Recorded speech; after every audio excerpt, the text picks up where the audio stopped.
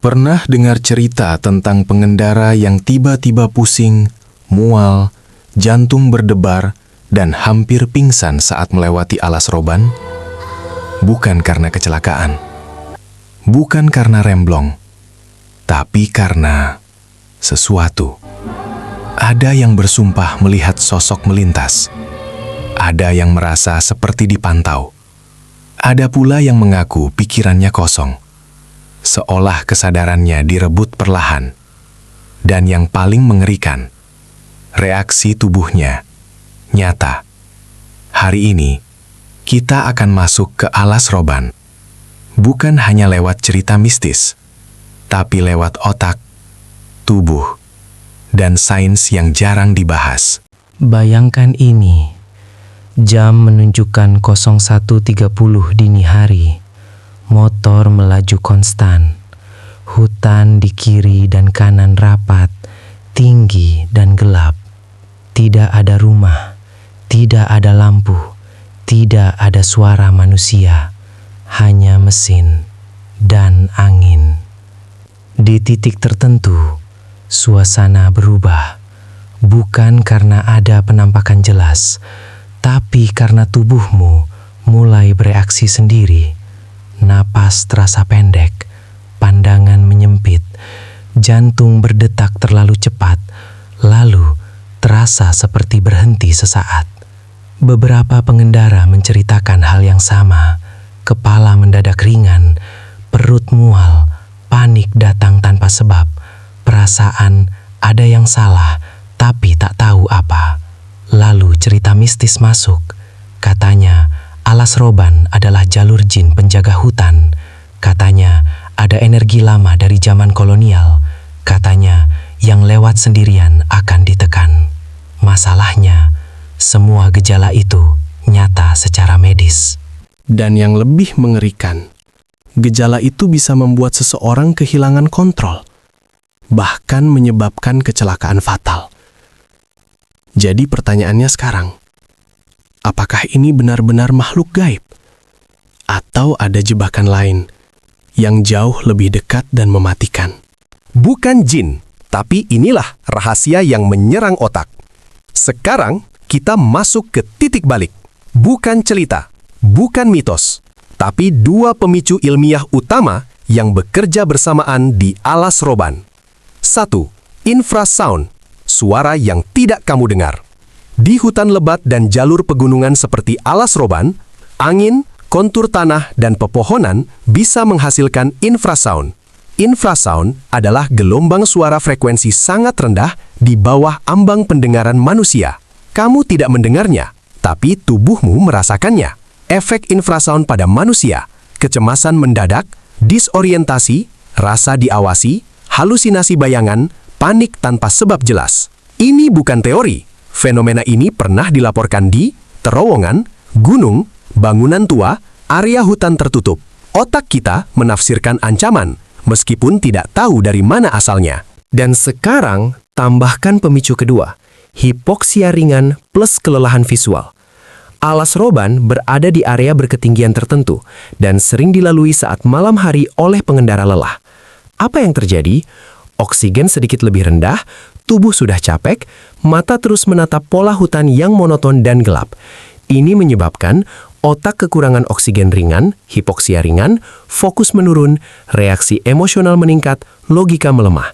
Gabungkan ini dengan infrasound dan hasilnya, otak menciptakan narasi horor untuk menjelaskan rasa tidak nyaman ekstrim, bukan karena jin, tapi karena otak manusia membenci ketidakpastian.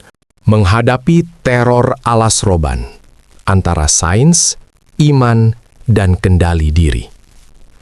Satu hal yang perlu diluruskan sejak awal. Dalam Islam, alam ghaib itu nyata.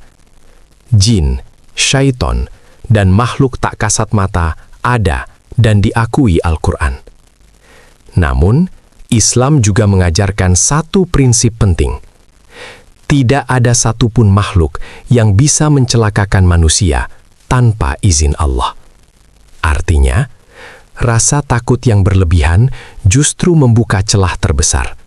Bukan untuk gangguan ghaib, tetapi untuk hilangnya kendali akal dan iman. Dan di alas roban, dua hal itu diuji bersamaan. Stop. Langkah pertama, tenangkan tubuh, ikhtiar fisik.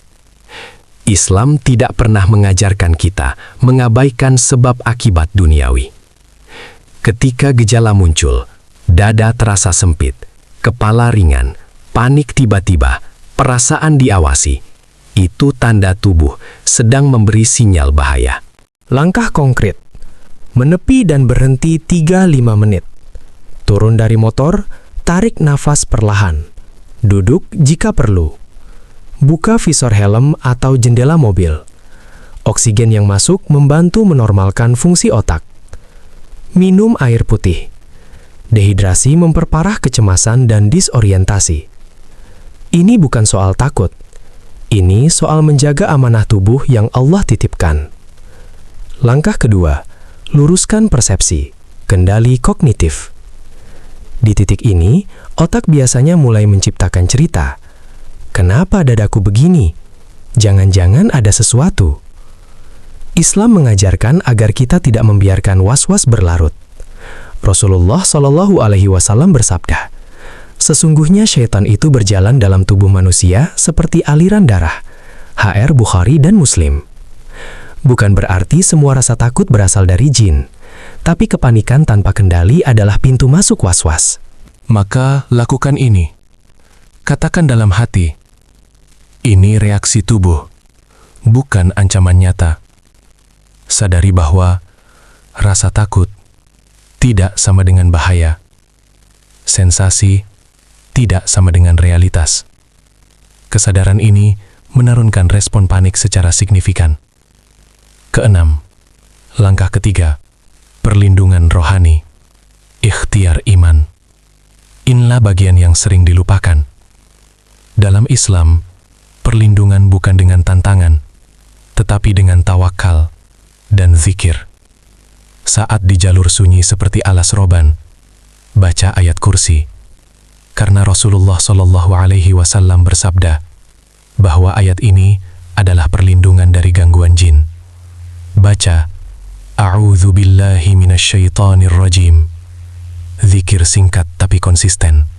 Hasbiyallahu la ilaha illa huwa. Zikir ini menenangkan sistem saraf dan dalam waktu bersamaan menutup celah gangguan ghaib. Bukan karena bacaan itu mantra, Menutup celah gangguan goib. Tapi karena pengakuan penuh bahwa Allah yang Maha melindungi. Langkah keempat. Jangan melawan. Jangan menantang. Satu kesalahan fatal yang sering terjadi. Menantang, memaki, merasa sok berani. Islam melarang sikap ini. Karena sikap sombong, baik pada manusia maupun makhluk goib, justru mengundang masalah, bukan menghilangkannya. Yang benar adalah tenang, rendah hati, sadar posisi sebagai hamba. Kunci terbesar dari alas roban. Alas roban bukan tempat terkutuk, bukan pula sarang makhluk jahat. Ia adalah tempat di mana tubuh diuji, pikiran diuji, iman diuji. Dan ujian terbesar bukanlah apa yang ada di luar, melainkan bagaimana kita bereaksi di dalam diri. Penegasan akhir bab. Sains membantu kita memahami gejala. Islam membantu kita menjaga hati dan iman. Dan ketika keduanya berjalan seimbang, teror kehilangan kekuatannya. Karena pada akhirnya, yang menguasai jalan itu bukan makhluk goib, melainkan Allah Subhanahu wa Ta'ala. Alas roban memang gelap, sepi, dan menyimpan banyak cerita. Tapi yang paling berbahaya bukanlah yang tak terlihat, melainkan ketakutan yang kita biarkan menguasai pikiran. Jika kamu pernah melewati alas roban, atau jalur lain yang terasa aneh di malam hari, tulis ceritamu di kolom komentar.